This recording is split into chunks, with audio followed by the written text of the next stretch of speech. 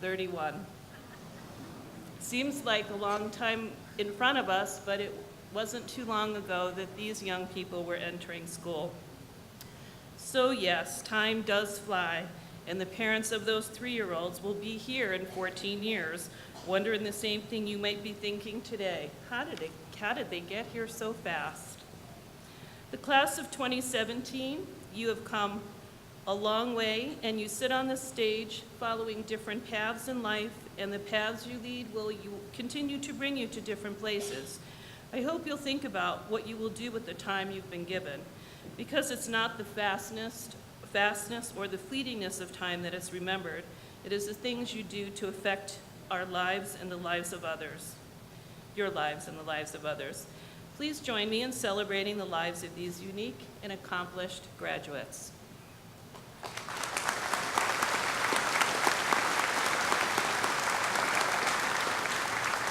Thank you.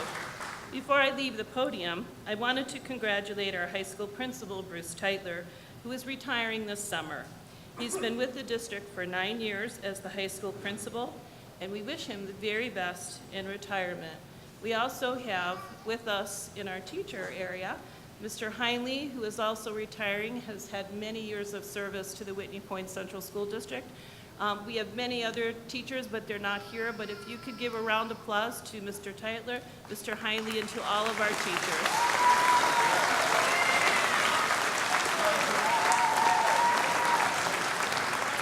Thank you. Thank you, Mrs. Fuller. Katura and Christy, would you come down and share a musical selection with us?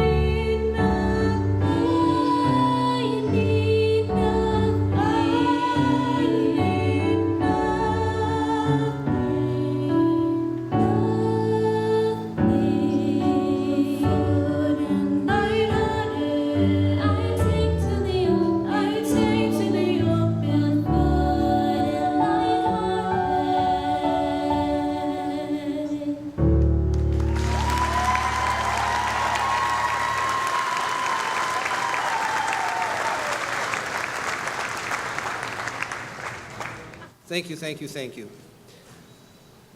I'm very excited to have the opportunity to introduce our guest speaker tonight, Dr. Orel Swenson. Dr. Swenson was born in the Bronx, but raised in Lisle. He is the eldest of 5 children, all Whitney Point graduates as of tonight. He graduated from Whitney Point High School in 2004. After graduation, he attended Utica College of Syracuse. Dr. Swenson graduated magna cum laude with a BA in history. He then attended SUNY Upstate Medical University College of Medicine for his MD. Following that, he completed his residency at Christina Hospital in their emergency medicine residency program, and Dr. Swenson is currently the attending emergency medicine physician at Bay Health Hospital of Dover and Milford, Delaware. Please join me in welcoming Dr. Orel Swenson.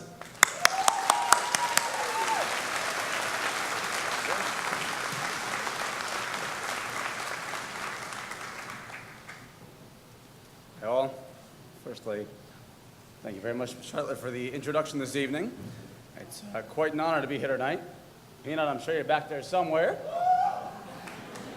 Congratulations, bro. Got 5 Swensons having passed through here at this point. The last one finally graduating now, and I really appreciate you guys inviting me up here to share in your evening. It's about you tonight. You've worked very hard to get here. You should feel very good about it. But before we turn the rest of the evening towards you, I'd ask that you take a moment and acknowledge the fact that you didn't get here alone. And with that said, if I can have the parents, grandparents, step-parents, guardians stand up, please. And an often unacknowledged group, I feel, the teachers as well, and administrators who are part of this evening and getting this class to this point tonight. They can please rise and enjoy a much-deserved round of applause for getting the class of 2017 here tonight.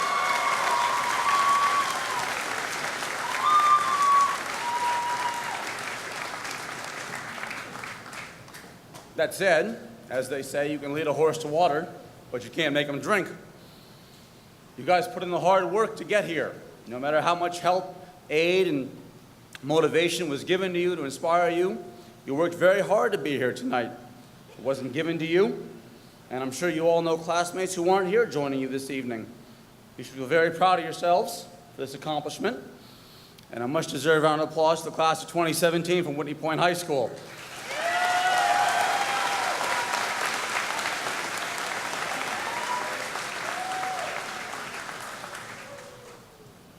I was first invited here to give this speech this evening, and I was actually relatively nervous at first. And I thought back about my own high school graduation, college graduation, and I realized give or take 100 of you graduating this evening, probably about half of you are listening. Half again are going to remember what I say, so for the dozen of you that are paying attention, thank you. And I figured there's really nothing to be nervous about at that point. I don't have 20 years of experience to instill upon you, or 20 years of advice for that matter, and nor do I think that I can condense that into this 2-hour speech. I saw that. It's not 2 hours, don't worry. Got it down in about 15 minutes, you'll be all right. I do have, rather, a few choice words that I hope will prove of some value in the next few steps of your life. You don't need a decade's worth of advice because you're here now. Somebody else will be there to guide you through the next steps. So, with that said, if I remember correctly, about half of you are sitting up there, and you have a very good idea of what you'd like to do in life. You know where you want to go, and you are pretty sure you have a plan of action to get there. And to those, that's great.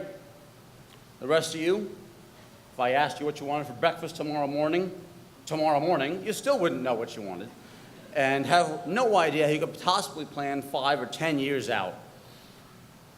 To both groups, I give the same message to begin with, and that is, you're young.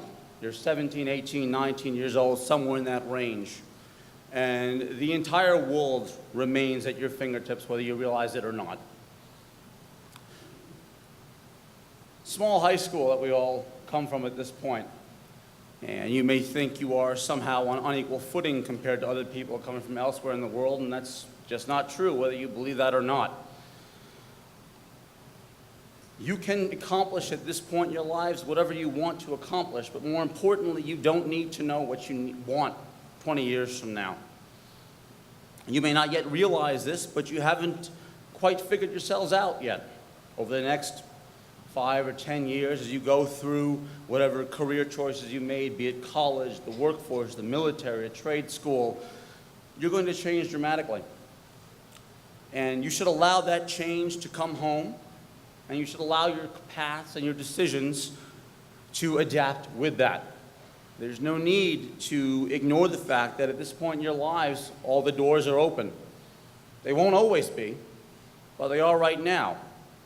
And so, in terms of what you need to do, be it the people who have a good plan or not, you're both correct, you're both fine at this stage. Enjoy it for what it is. Go forward to the closest, or I should say, the farthest goal line that you have in mind for now, and that's all you really need to do just yet. Some of those pieces will begin to fall into place over time. Unfortunately, you can't always hope for it to all fall into place, and you will need to plan eventually. And if it seems like a mixed message, it's because it is. All you can do is, try your best from where you are right now. Keep going towards what you think is the right thing to do. As you move through life, what you think is the right thing will keep changing. And there's nothing wrong with that. And that brings me to the next critical aspect of the future that lays in front of you. Some of you by now, I'm sure, have experienced hardships in your lives. The general sentiment I want you to understand is that, like it or not, there's very little you get to control. You can plot your path to the best of your abilities and have something in mind that you want to accomplish, but life is going to throw you unprecedented curveballs that you never saw coming. And it becomes very challenging to figure out how to maintain a goal when the path keeps changing for you. What I'd like you to understand is that you have a choice going forward. If you asked your parents, your teachers, be it whoever, when they were sitting in similar chairs here or elsewhere in the country, when they were your age, if their lives looked like they thought they would, I guarantee you the answer is uniformly no. That's not to say that their lives look bad, better, or worse for that matter. It's simply that they don't look the way they thought. You have to be willing to adapt to the changes that have come your way. You don't get to choose if the plant closes suddenly, if somebody leaves your life, or if somebody special comes into your life out of nowhere. You have to roll with that. You have to accept it. And while a common message for graduating people in every stage of life is to have your goal in mind and stick with it, I would give you a counterpoint. Have your goal in mind, but understand that it's not going to be the same goal. What differentiates individuals who are able to enjoy and appreciate their lives and who say to themselves at the end of the day that their life is fulfilling and how they want it to be, from those who are bitter, angry, or frustrated, comes down to, in my opinion, something very simple. Are you able to adapt to the changes that they come into your life? Are you an active participant in what you cannot control? Or do you simply sit there and complain about it and get mad about it? The goal line, unfortunately, is always shifting. It's a very frustrating thing to come to grips with, but it will always change. And all you can do is allow yourself to adapt and accept those changes and respond to them actively and not sit there and become frustrated with them. And for those who are able to do that, you will find life to be significantly more fulfilling and rewarding, and you will find your life looks like you want it to look because you accept what